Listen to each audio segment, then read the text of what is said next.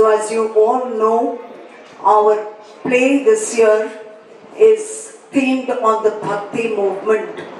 Now, the terms Bhakti movement itself may be a misnomer in the context of Bharata Varsha, because since time immemorial, Bhakti has been an inherent part and parcel of our culture and heritage.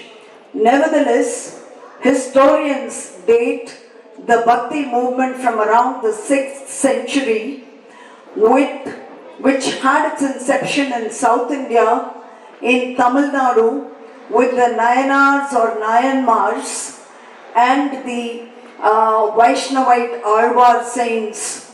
From the south, it spread to the north and northeast. The basis of the Bhakti movement has been pure devotion, personalized deities or gods that transcended all boundaries of caste, creed, religion, gender, everything that has been created by man. So on that note, we take off with the first of our plays. We've been trying to, there are so many saints who are part of the Bhakti movement from across India, but due to paucity of time, we have only included 6 of them, as far as possible, being fair on the gender, with 3 males and 3 females. There has been no other reason for not including some of them. Also, I would like to state at the outset that there have been several variations on the life history of the various saints that we have covered and the other saints whom we have not covered. Nevertheless, we have adapted from the various sources, so we do not say that ours is the most authentic, though we have researched to a large extent and taken excerpts from various versions to stage the various plays. So we take off our first one where, the height of human sacrifice as a part of Bhakti in Kannappa Nayanar. So this is our first play. Thank you. Sit back and enjoy yourselves. Nagan was a tribal chief in the jungle area of Kotabi Nadu near present-day Kalahasti. He and his wife Tattai, who belonged to the hunting Kunjavar community, didn't have children for a very long time. They prayed to Lord Kartikeya, son of Lord Shiva. Muruga, நீ கொடுத்தது எல்லாமே இருக்கு வாழ்க்கையில.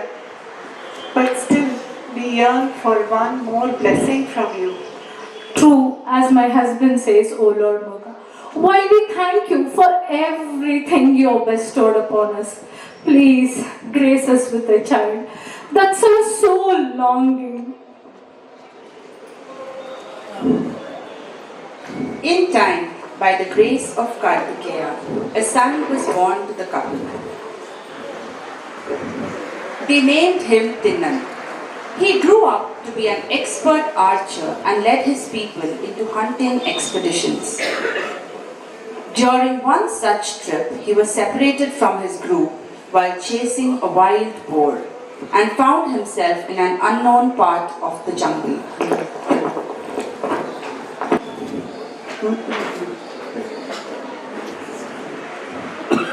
As he tried to find his way back, he chanced upon a small shrine of Kudumi Devar, Shiva in lingam form. Tinnan was instantly attracted to the idol. He ran towards it and embraced the lingam. What a strange and overwhelming love I feel for you. உனக்கு ஏதாச்சும் பண்ண தோணுதே? I do not know any rituals that need to be followed for worship. All I have with me are some pieces of meat.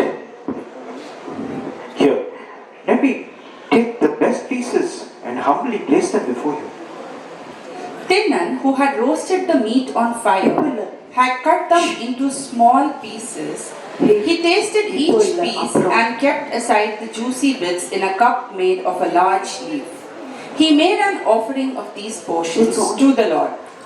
The priest at the shrine, Shivagocharya, was aghast the next day when he saw the meat at the altar. Shiva, enna apacharam? What is this? Perhaps some animal has done this? Let me get some water from the Ponmugali river. Clean up my lord. Shivagocharya left after cleaning the place and performing puja for the Lord. Tinnan, who felt a pull towards the Lord, continued to make daily offerings to the meat to the lingam.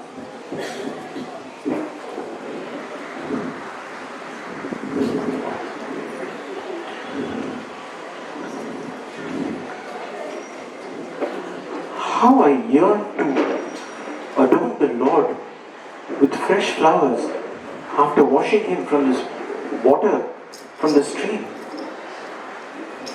But how do I carry these? I forgot to carry it. I will carry the water in my mouth and the flowers on my head. Tinnan carried out his idea the next day. He filled his mouth with water from the stream and placed the flowers he had plucked on his head. He then proceeded to the shrine.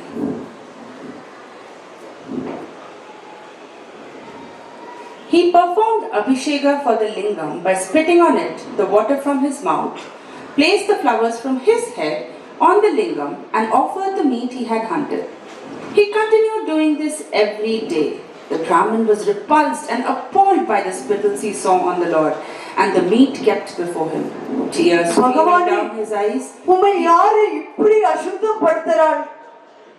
Oh God, Lord, protector of the world, why do you allow such humiliation?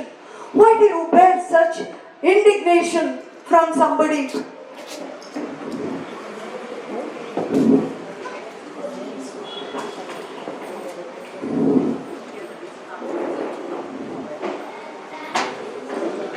On the fifth day, Lord Shiva appeared in Shivagocharya's dream as he slept that night.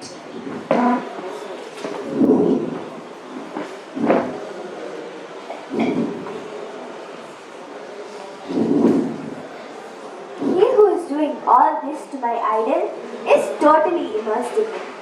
I enjoy the touch of his slipper-clad foot on my head as he removes the flowers that you so lovingly placed on my tresses.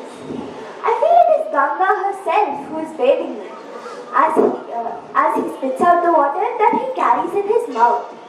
And I feel that the celestials are showering flowers down on me as he places the flowers from the tuft of his hair to mine. And what can I say about the food he bites into and offers to me? It is like the food offered to me in yajnas. Stay hiding around my shrine tomorrow and see for yourself the devotion of this devotee. So saying, Lord Shiva disappeared. Shivagocharya woke up with goose pimples at this vision. He carried out the Lord's command the next day. Meanwhile, in Kailasha, goddess Parvati, who was livid with rage, spoke to her Lord. Irena Kodamai Swami, do you not hear the priest address you with such distress? I am horrified to see all this. What brute is he who so defiles you? Swami. Beloved Parvati, I am touched by your concern and devotion, but one whom you call brute is my true devotee. He knows no rituals or practices, but loves me with all his heart and makes these offerings to you, what you deem as indignities.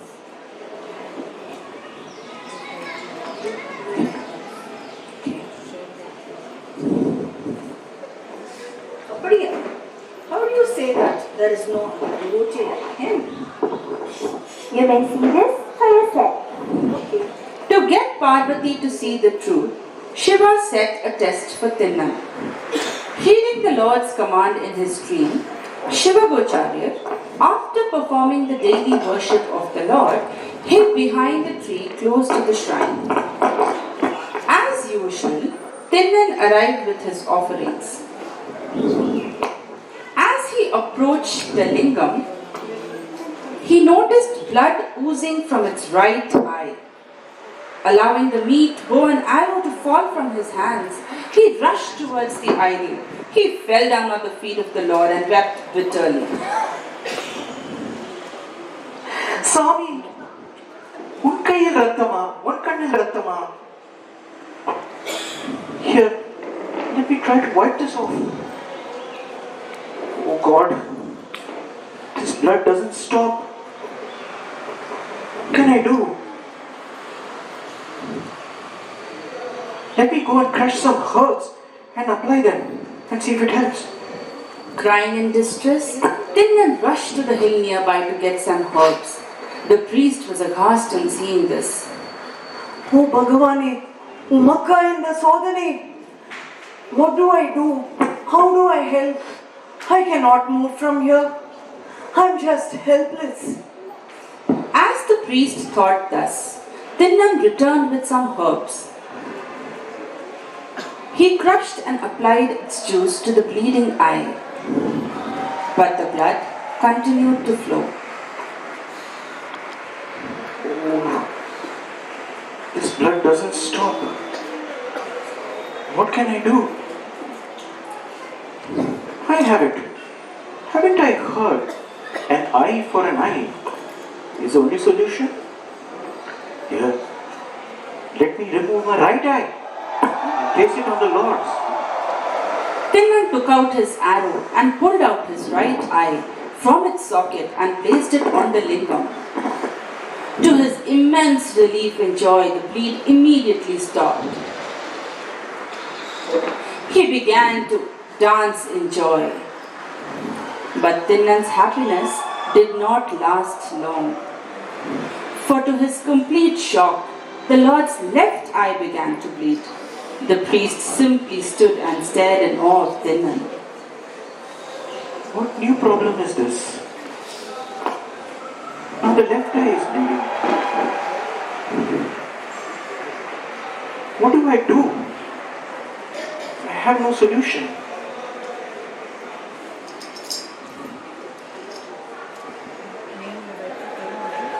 Maybe I should now replace the bleeding eye with my left eye. But how will I know where to place it? Tinnan pondered a while and then an idea struck him. He placed his footwear-clad foot on the Lord's bleeding eye. Stop, Kannappa, stop! As soon as the Lord stood before him, the hunter regained his sight in the right eye. Swami! I am touched by your devotion and bestow my blessings upon you. I confer sainthood upon you, Tinnan. You will henceforth be known as a Nayanar, Kannappa Nayanar, the saint who gave his eyes or Kannu to Appan, the Lord. The Nayanars or Nayanmars were a group of 63 Tamil saint poets who lived during the 6th to 8th century CE and were devotees of Lord Shiva. They belonged to all castes representing almost all professions and callings.